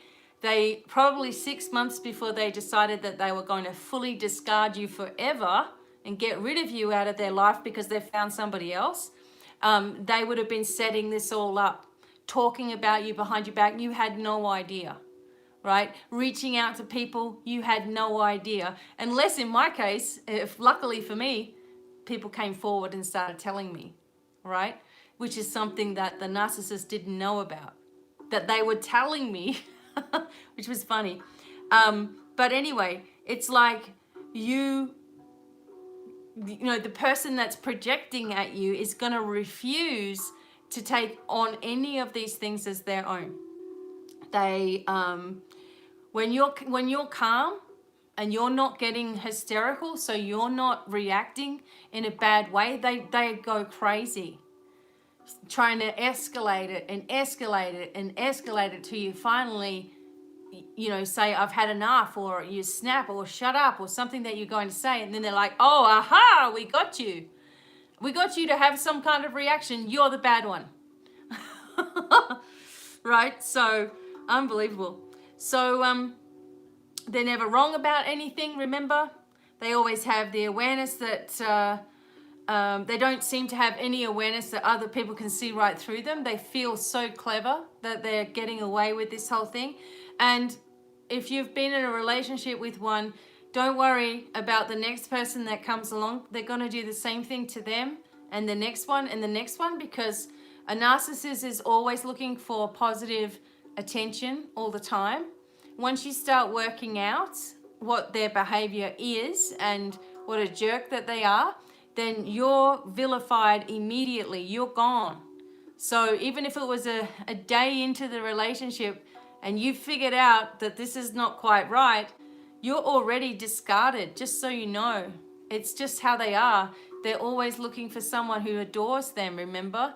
Like they love bomb you in the beginning, make you believe all these things about them. Oh my God, they're just like me.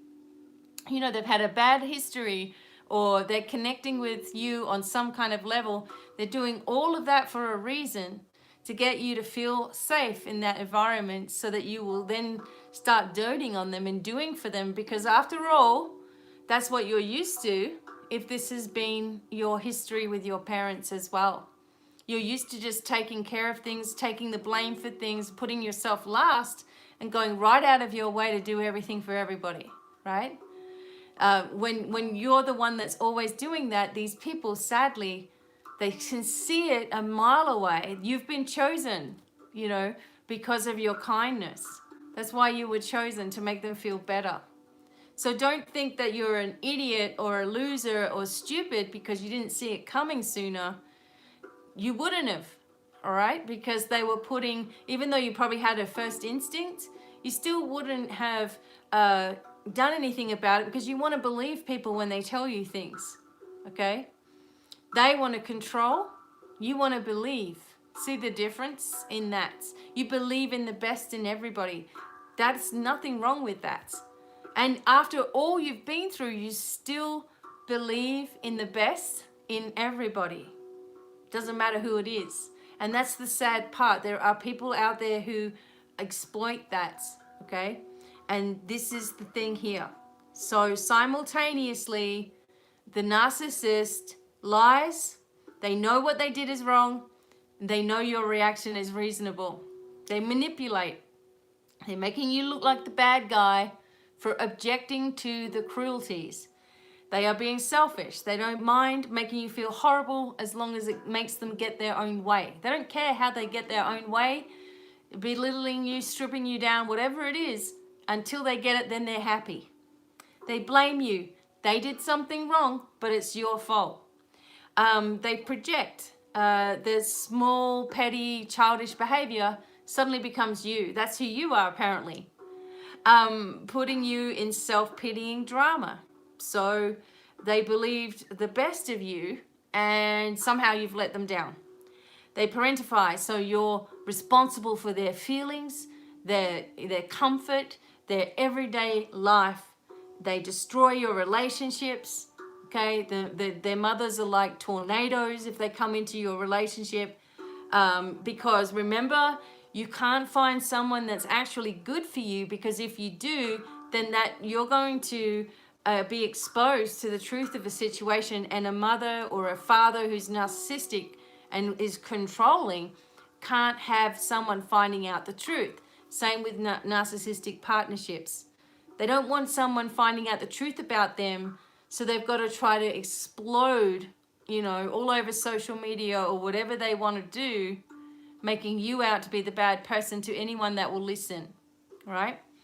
So they destroy your relationships. They try to, okay?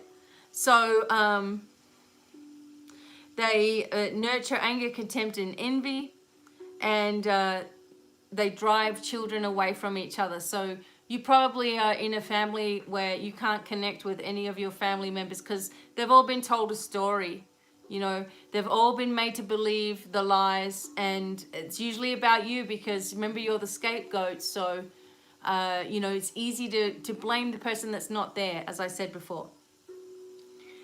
So they love watching people's lives explode. It's better than a soap opera, okay? And they don't have any empathy for your misery because remember, it's all about them.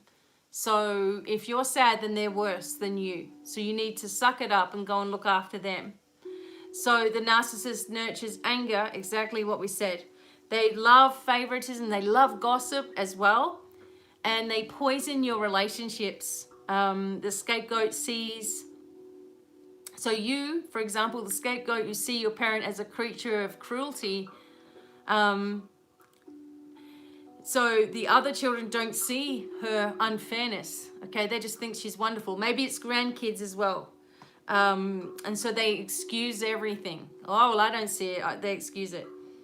They're often recruited, as we said in the beginning, already. So they've already been set up to be against you. It's so horrible, so sad. So this causes you throughout your life to wonder if you're ever going to be good enough. This is a big thing. To wonder if anyone or everybody is the same. So you may go thinking about a relationship and then you're like, but I don't want someone to be just like that again. I can't trust people. Maybe that's what you say to yourself, that you can't trust people. And, you know, what if they treat me badly? Who's going to be the right person for me? Will I ever find the right person that doesn't cheat on me and disgrace me and, you know, hurt me or whatever it is for you? Am I ever going to get out of an abusive cycle, you know? Can I know what direction I need to go in so I'm not walking on eggshells for the rest of my life? Because really that's all that I have ever known.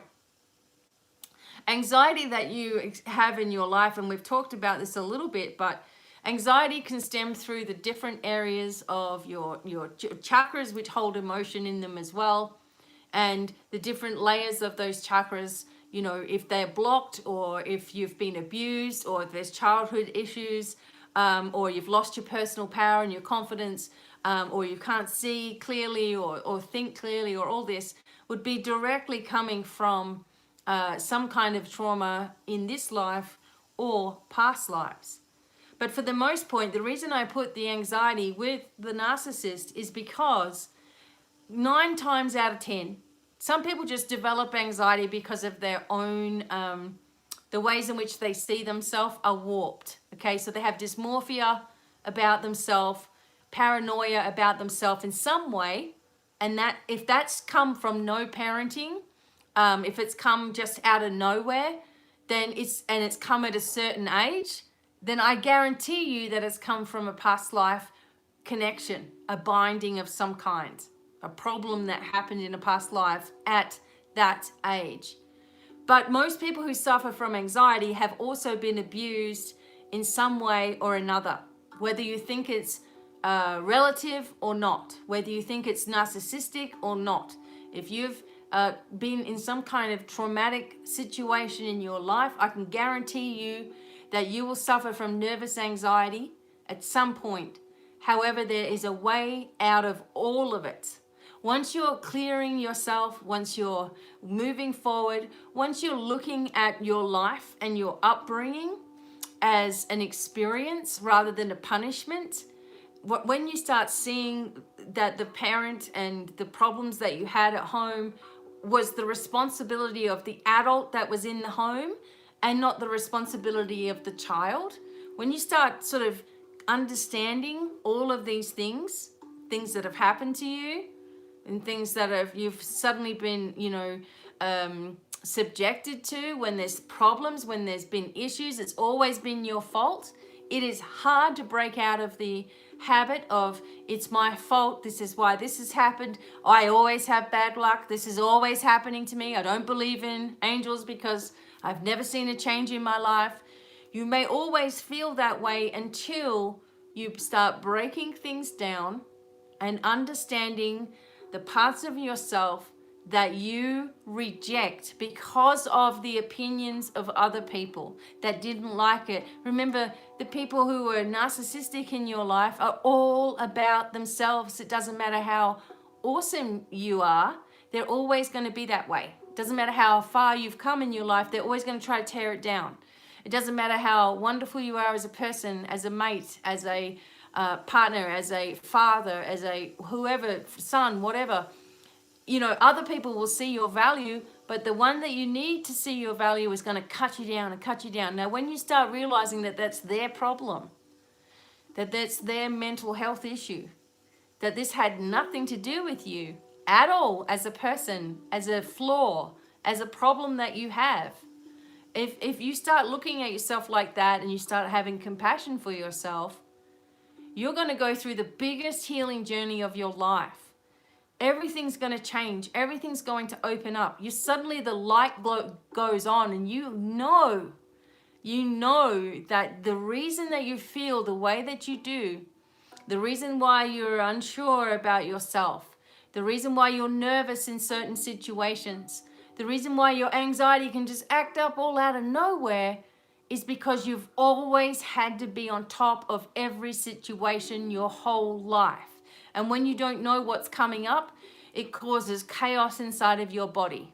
Heart palpitations, the sweats, you know, withdrawal, hiding off in your room, not wanting to go to a club, not wanting to go to a party, not wanting to interact with a lot of people just in case it comes up, and it's stopping your whole life, right? Your whole life is surrounded by this, and if I do that, and if I do that, see, like you're walking on eggshells, and you can see it with other people. Super hard to give that compassion to yourself. So if you understand that the way that you react is in anticipation of trouble, of a problem, that's the way that you're reacting, in anticipation of a problem. And if you think about the opposite of that being, I'm going to be in anticipation of a solution. I'm going to be in anticipation of help, of people, of the right person, of the right situation. I'm going to be in anticipation of deep healing, of light, of understanding myself. And if something starts to come up, I'm going to say to myself, I've got this. No reason to be worried about anything anymore. That's the old me. This is the new me, right? And you start getting yourself in a completely different mindset. Your body will follow what your mind is doing. I'm telling you from experience of being one of the most nervous Nellies you can imagine, of always doing things wrong, of always feeling like I'm going to stuff up somewhere, of, having that horrible heat in my face and people going, whoa, what's wrong with her? Is she embarrassed about something? Like, oh my God. Or people are going to notice it when I go to the shopping center, or people are going to, it was all like, I'm fine when I've been walking around and suddenly I'm standing there and I'm picking up all this emotion and I'm thinking it's my own. Because you're like a sponge when you're an empath. And you've got to learn how to, really, really protect yourself, because again, the situation that you've been thrown into in your life, the situation that you were thrown into, okay, was there for a reason, wasn't it? Right? The situation that you've had in your life has been there for a reason. So you either keep going in this heightened state of anxiety all the time, and remembering that the anxiety comes from the way that you think other people think of you, or the anticipation that something's going to happen and that you've got to be ready for it. Okay, so remember that that's what real anxiety is coming from. And if you can understand that that's just a learned response to the abuse that you've had, it was a survival technique to be on top of everything. And in fact, you gave yourself credit for being able to calm everything down and get everything sorted out and get everything finished, right? And if you see that those habits gave you nothing but more anxiety, nothing but the wrong people, nothing but the wrong situations, then you can see that by changing the way that you think, and by changing the way that you see yourself, most importantly, your body and your life has no choice but to change. And it means letting go of people who are jerks. It means letting go of these narcs in your life. Doesn't matter if they're family or not, right? It's letting go, getting away from the environment that made you sick. You can't go and you can't stay at your parents' house or whatever if that's where you got ill in the first place. You the problems, that's where the trauma is, that's where the stress is. You can't go through, I can just stay here and I'll just keep my door shut. That's a load of crap. You are absorbing everything that was in that house all the time. All the memories are there. Or if you're not in the same house that you grew up in, then it's the same people are there, right? Different environments. Same leopard, different environments. Has nothing to do with anything you've done, said, been, acted like, any of it. It was all done to control you. And your anxiety tries to keep you under control as well. You can get out of it. As I told you, I had the biggest thing and I kept on ignoring the biggest fact. And that was that I was believing the negative that'd been said about me. And we all do that. I was believing that rather than if someone said, oh, you are so pretty, I'd be like, oh, no, I'm not. That'd be like, oh, don't go into a compliment, because a compliment usually means that there's something coming underhanded, right? It usually means that you say that, but you mean this. So I used to just doubt it, never, you know what I'm saying? Like it would be like, you don't want to be attractive anyway because you get the wrong attention. But you do, obviously people do, you do want to be attractive, but you don't want something to come behind that all the time. And sadly, a lot of us anticipate it, and that's where the nervous anxiety comes from. If you can get to the root cause of your trauma in your life, okay, whatever that is for you, and if you can get to the reaction that you've had because of that situation, if you can admit to yourself the truth about your upbringing, and who you've had around you in your life and how they've treated you. Remember, there are full-on narcissists and there is narcissistic behavior. So that would mean just some of the things come through, right? But if that's happened to you, okay, your trauma, your life is all valid and it all has reasons for being there, right? Your life is and has got meaning. The things that you're going through right now have the potential to heal thousands of people. How about that? And people that are actually caring and supportive and want the best for you and don't have a hidden agenda or a hidden motive or an arm's length full of lies that they've told. There's people that are genuine. When you get out of the mindset of anticipating your next move all the time, just in case, when you get out of that mindset, you stop having that happen to you. You stop having that around you. You don't have drama around you because you don't accept it anymore.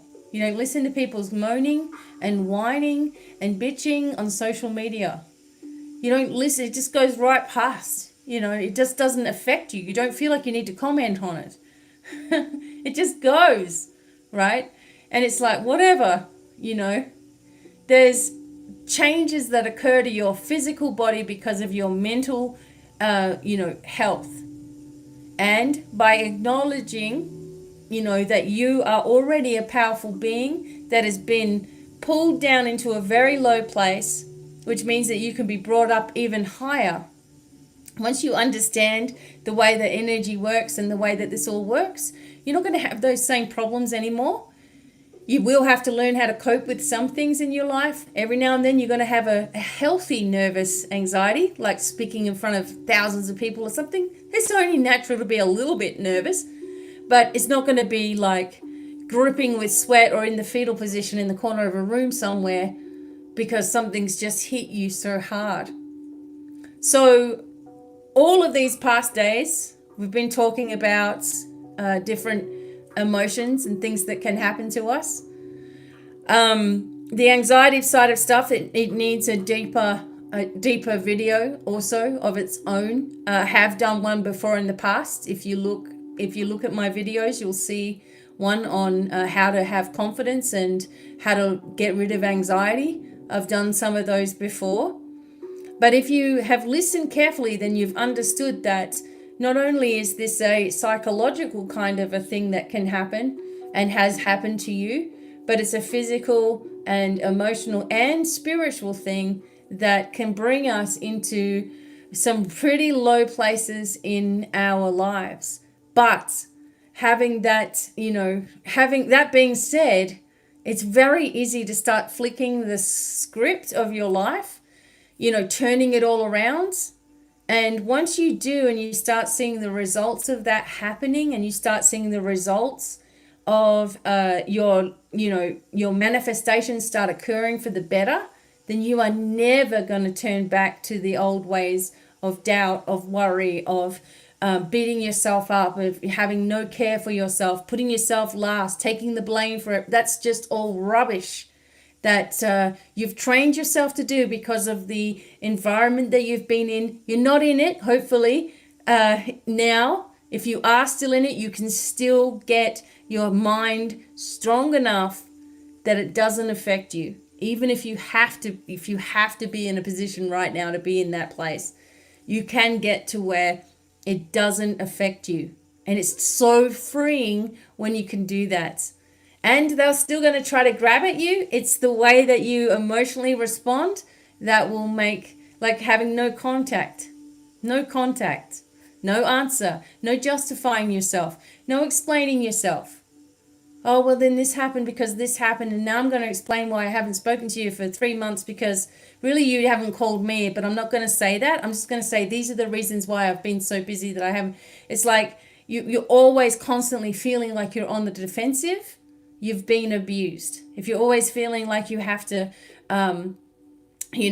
apologize for something, you've been abused, okay? Once you start to understand where that's happening in your life, you can put boundaries up that are healthy. You can start breathing again. You can start meditating. You can start walking and exercising to remove stress and focusing on your dreams and goals because they will come true very, very easily with you on the right track, with you moving forward, with you forgetting about how someone has labeled you and decide that you're a winner and that you can't fail unless you believe that you are a failure. That's the only way that you can fail. You can try and you can make attempts at something, and if it doesn't work, just means you got to go in a different direction. That's all. It's not a failure. Trying is not a failure, okay? So I hope that this has been helpful or eye-opening. I know some of you are probably like, I didn't even know that I was in a narcissistic home. And you were. So let me put the... All right, so hi everyone. I'm putting the chat back up. I know I've talked. Okay? So if there is... okay, so if there's anything that you need to ask me while I'm right here, this is the time to do it.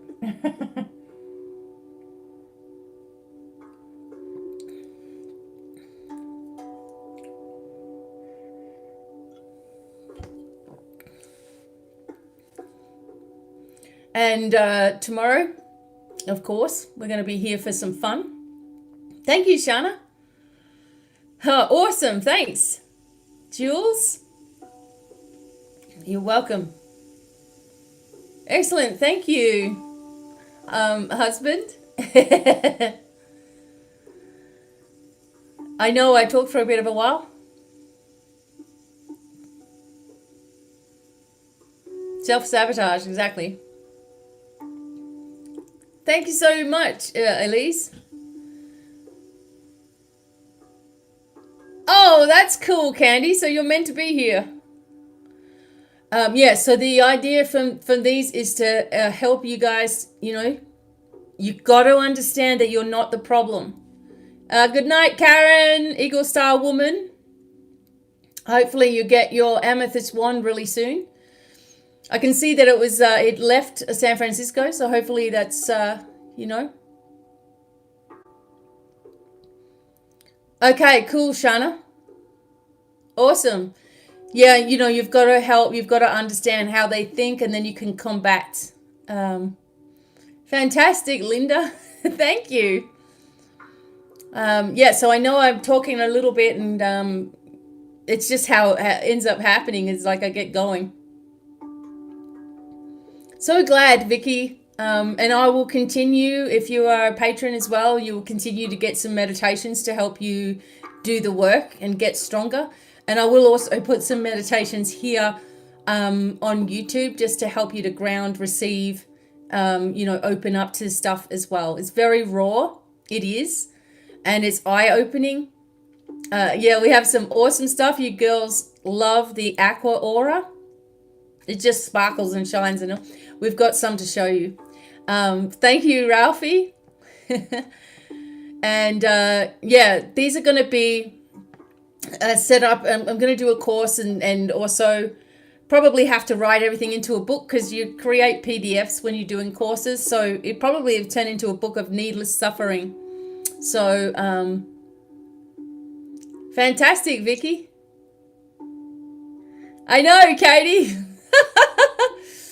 I know. We were waiting to get some which was more affordable.